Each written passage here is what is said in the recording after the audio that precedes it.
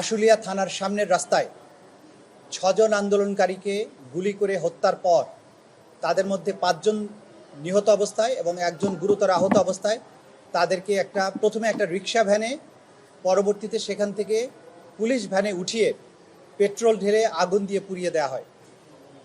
এই বর্বরতা বিশ্বের ইতিহাসে নজিরবিহীন। আমরা দ্বিতীয় বিশ্বযুদ্ধের সময় বা জার্মানিতে হলোকাস্টের সময় নাজি কনসেন্ট্রেশন ক্যাম্প সেটার কথা শুনেছি, সেখানে গ্যাস চেম্বারে হত্যা করা হয়েছে।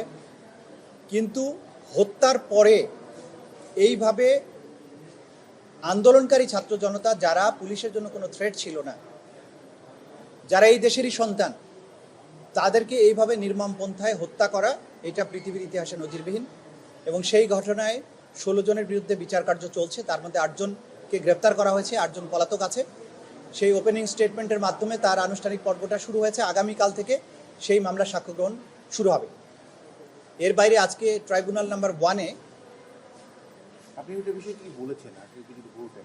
কোনটার ব্যাপারে? মানে সূচনা বক্তব্যে অনেক কিছু না বলেছেন। না, বিতর্ক কোনো জায়গা নেই। সূচনা বক্তব্য বলতে নির্মম ঘটনা এটি এবং কিন্তু সেই ঘটনায় যে নির্মমতা ঘটেছে। আমরা যেটা বলেছি যে আমাদের কাছে যে ধরনের এভিডেন্স আছে সেগুলো কোনো বিচ্ছিন্ন এভিডেন্স নয়, এগুলো অকাট্যভাবে প্রমাণ করার মতো একটা অকাট্য প্রমাণ শৃঙ্খল, যার মাধ্যমে আমরা এই বিচারটাকে অত্যন্ত স্পষ্টভাবে প্রমাণ করতে পারবো এবং দুনিয়ার যে কোনো আদালতেই যা হোক না কেন এই সাক্ষ্য প্রমাণের ভিত্তিতে অপরাধীদের সাজা নিশ্চিত করা সম্ভব। আমরা সেখানে ভিডিও ফুটেজগুলোর কথা বলেছি, প্রত্যক্ষদর্শী সাক্ষীদের কথা বলেছি, আমরা যে সমস্ত ভিকটিম যারা আহত হয়েছেন তাদের সাক্ষ্যের কথা বলেছি, তাদের পরিবারবর্গের কথা বলেছি, ফরেনজিক এভিডেন্স আছে, মোবাইল ফোনের ভিডিও আছে, সিসিটিভি ফুটেজ আছে, সব কিছুর কথা আমরা বলেছি। এবং এর মাধ্যমে আমরা বলেছি যে এই নিষ্ঠুর এবং নির্মম ঘটনার যে অপরাধের বিচার, সেটা আমরা খুবই দক্ষতার সাথে অকাট্যভাবে প্রমাণ করতে সক্ষম হব।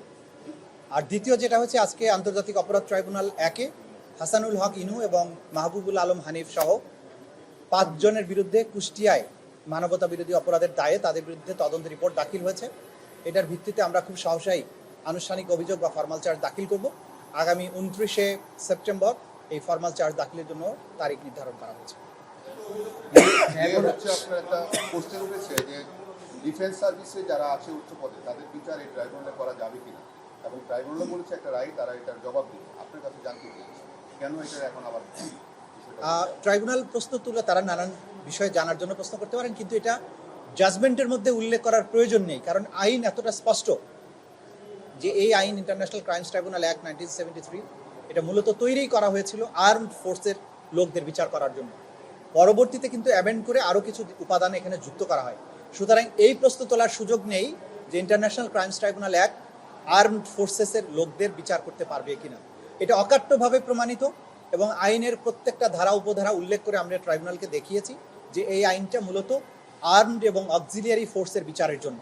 সেই কারণে বিভিন্ন বাহিনী, বাংলাদেশের রাষ্ট্রীয় যত বাহিনী আছে, গোয়েন্দা সংস্থা আছে, পুলিশ বাহিনীর বিভিন্ন সেগমেন্টের কথা আলাদা আলাদাভাবে এই আইনে উল্লেখ করা হয়েছে।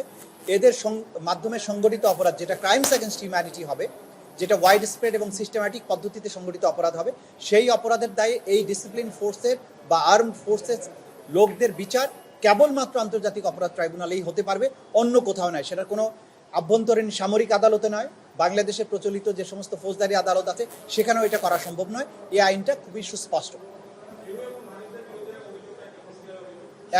একই অপরাধ যে জুলাই আগস্টে কুষ্টিয়াতে 7 জনকে হত্যা করা এবং আরও আহত করা যায়, আন্দোলনকারীদেরকে গুলিবর্ষণ করে আহত করা, তারা নিজেরা হুকুম দিয়ে আওয়ামী লীগ, যুবলীগ, ছাত্রলীগ 14 দলের নেতাকর্মীরা সহ পুলিশের সহায়তায় এই লোকদেরকে যে হত্যা করা হয়েছে সেই ব্যাপারে এবং আহত করা হয়েছে সেই ব্যাপারে তাদের বিরুদ্ধে অভিযোগ এনে তাদের বিরুদ্ধে তদন্ত রিপোর্ট দাখিল করা হয়েছে। তদন্ত রিপোর্টের পর্যালোচনা সাপেক্ষে চিফ প্রসিকিউটর আগামী 29 তারিখের মধ্যেই তাদের বিরুদ্ধে আনুষ্ঠানিক অভিযোগ দাখিল করবেন এই আন্তর্জাতিক অপরাধ ট্রাইব্যুনালে। 7 জন হত্যা।